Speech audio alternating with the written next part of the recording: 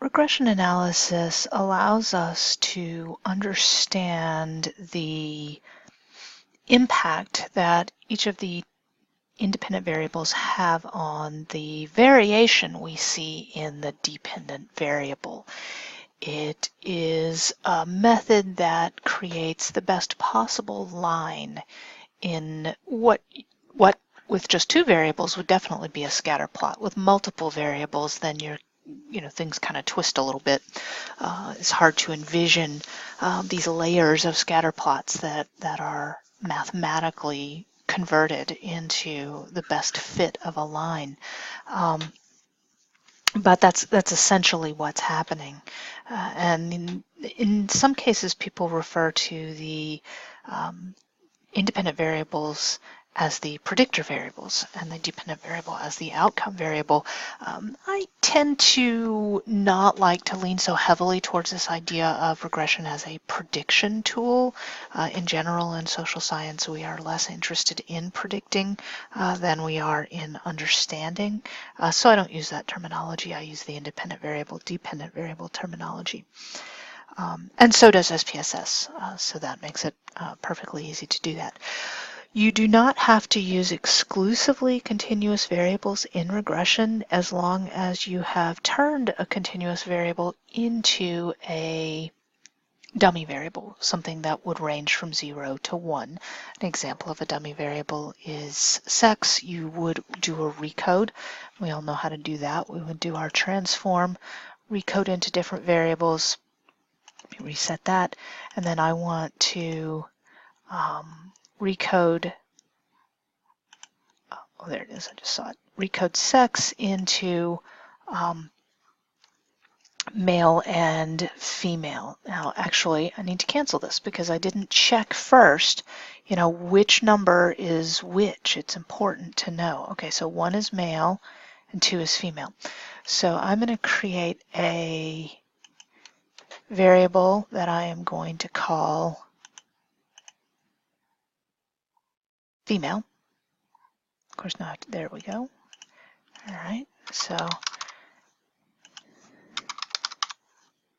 and it's just going to be, if it's 2, it becomes a 1. If it's 1, it becomes a 0.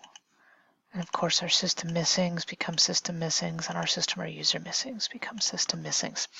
So all this does is create a variable that indicates whether the respondent is or is not female. Is that case female? A 0 or a 1, and that converts it into a essentially a continuous variable, a proxy for a continuous variable. So now I can use female in my model if I choose to, and I can also use all of these other variables that are available to me as continuous variables. So back here in my variable view, and I think I'm going to do just a really simple one in which I do I use EDUC for highest year of school completed. I use female, and what I'm going to look for is a numeric income variable. Now I may not have one available to me. Let's see here.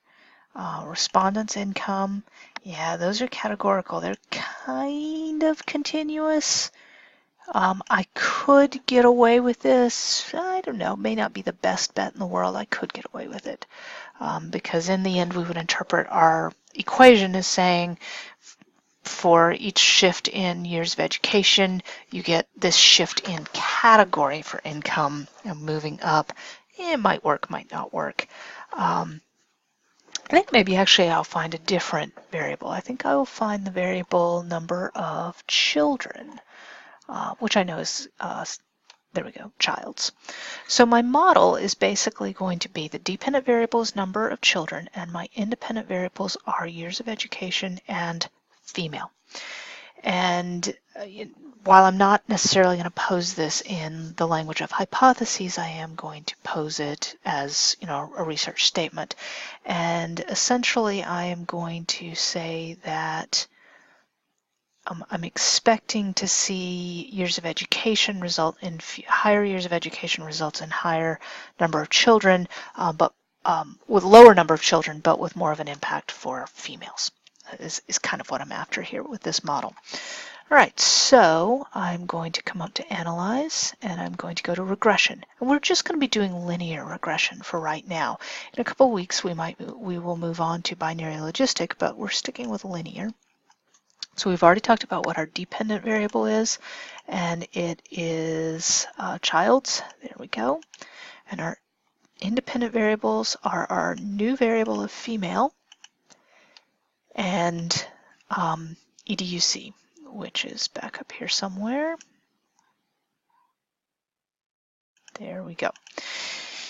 This is not a bivariate linear regression because I have two independent variables here. I just wanted to do something a little less simple than literally one. If I were going to just show you an example of one, I would do education and number of children, and I might go back and do that in a second. Regression has a lot of different ways that you can sort of insert each of your variables into the mathematic process, the statistical process that results in our scatter plots and equations and such. These are called inter-stepwise remove, backwards, and forward. Inter simply treats them all equally and essentially does it all at the same time. Stepwise and forward are very similar with the idea of introduce one variable, see how things go, introduce the next variable, see how things go. Stepwise just puts them all in one at a time like that. Forward stops if it sort of sorts them out by correlation and then stops when the R squared is not getting any higher. So when the proportion of variance explained by the model doesn't change anymore, it stops putting new things into the model. Backwards does it the opposite way. It puts everything into the model and then starts removing, and when that stops changing, it stops putting things in. Remove puts them all in and then just removes them all one at a time. We are not really going to concern ourselves with that right now. We're just going to enter them all in at once because we don't have a logical or hypothetical reason for choosing another approach. I'm going to ignore all that. We have some options here in statistics. We can have our regression coefficients. We definitely want those. Those are our betas. Those help us make our equation. Our model fit. I don't care about R squared change because I'm not like removing or adding variables a step at a time. I could do collinearity diagnostics to see how closely our independent variables are related to each other. Not necessary, but I think I will do that. Plots. What would we like to see as a plot? You can plot the residuals, and if you'll recall, the residual is just the difference between a predicted point on a line and the actual point that the data shows. So on a scatter plot, you've got all the dots everywhere, and then there's this line, so it's like the distance between the dots and the line for the x-axis and the y-axis. Those are your residuals, and the smaller your residuals, the tighter your relationship, and more importantly, your residuals should be essentially random. You don't want to have a pattern in your residuals because that's going to imply you're missing some information in your model. And you could figure that out with a histogram and a normal probability plot. I'm not going to emphasize this a lot, but as long as I'm here, I might as well just get those real fast. Any options I want to deal with here? Nope, that's all fine. Probability level and such. I'm just going to say okay. So it entered my two variables, the highest year of school completed and sex, and female actually, and it's telling me that I have an R squared of 0.81 and an adjusted R squared of 0.81.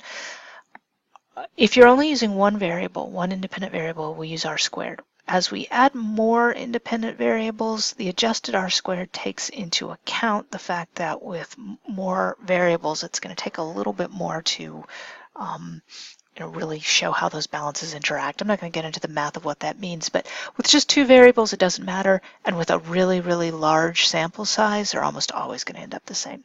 So this is saying that only about 8% of variation in the number of children can be explained with our two variables.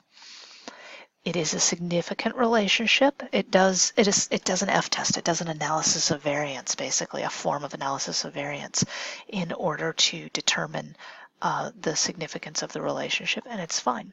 So here are my coefficients for my equation. This is our constant. That's our starting point in creating our slope of our line. And then we have an unstandardized coefficient. So this would be a coefficient in the same units as the actual variable. And this is saying the more female a respondent is, it's a positive relationship, the more number of children, but it's actually kind of a small number. So, like not that strongly associated. Highest year of school completed, more years of school, fewer children. We know that because of the negative. So I could write this equation right here with the unstandardized coefficients. However, most of the time we use the standardized coefficients so that we can recognize the relative impact of these two. And you'll notice these are wildly different than that. So these are standardized so that they are and it uses Z standardization, which while we didn't cover much in this class, it's just a method. So this is definitely saying that highest year of school completed has a much more of an impact on the line, the slope of the line, than being female does, which doesn't really have much. These are both significant. It's just that this is going to have a bigger influence on the line. So essentially, with each fewer, roughly third of a year fewer, between a quarter and a third of a year fewer years of education, you have an additional child. So that means there's not a huge range in highest years of school completed and number of children among our respondents. Collinearity diagnostics, like I said, I don't really care all that much about these. I'm not going to spend a lot of time on these.